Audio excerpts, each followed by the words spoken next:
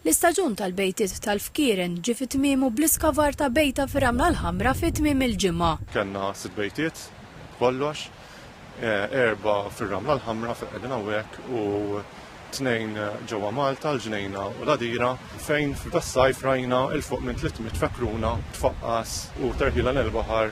Il-fatt li din l-attività saret appuntament ta' kull sena f'numru ta' bajjiet hija wkoll xejra pożittiva. Dan l-aħħar snin f'Malta rajna żieda fl-ammont ta' bejtiet tal-Fkieren fejn saru aktar xi ħaġa regolari u ta' kull sena. Jidher li dan il-fenomenu wkoll der f'partijiet oħra tal-Mediterran. Il-koordinatur tal-Wildlife Rescue Team fih dan l-Għaqda Nature Trust FEE, Angelique Lofaro, spjegat li attwalment l-Għaqda tissorvelja bajja f'Għawdex u 5 f'Malta, f'ħidma li tibda f'Mejju ta' kull sena. Il-Fkieren ġeneralment ħajfittxu bajjiet li forsi huma aktar kwieti, aktar mudlama, però l-istin tagħhom huwa li jmur fuq il-bajja fejn twildu.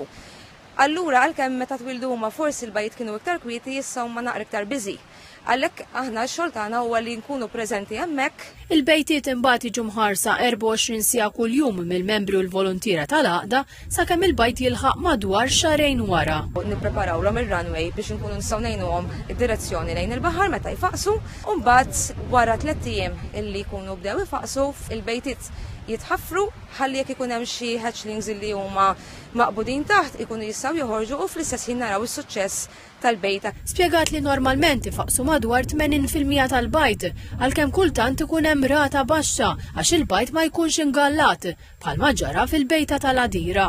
Issa minn dawk il-bajt li jfaqsu kemm minnhom jagħmluha li jsiru adulti 20, 30, 40 sena oħra, il-ġeneralment hija waħda kull 1000. Għalhekk il-protezzjoni tal-bejtiet hija importanti ħafna għax kull hatchling jott. Il-fkieren li jfaqsu qed jiġu milquta wkoll mit-tisjin globali, fenomenu li jaf ikollu riperkussjonijiet fuq il-popolazzjoni fil-futur. Minħabba global warming qed naraw li l-bejtiet qed ikunu iktar sħan. Issa fil-każ tal-Fkieren dik tfisser li qed jiġu iktar nisa milli irġiel. Spjegat li għalkemm in-nisa huma dawk li jbidu huma l-irġiel li jridu jingalaw il-bajt biex ifaqqas. Qalet li bħalissa l-pajjiżi qed josservaw dan il-fenomenu biex jaraw jekk hemmx lok li jinbidlu l-protokolli.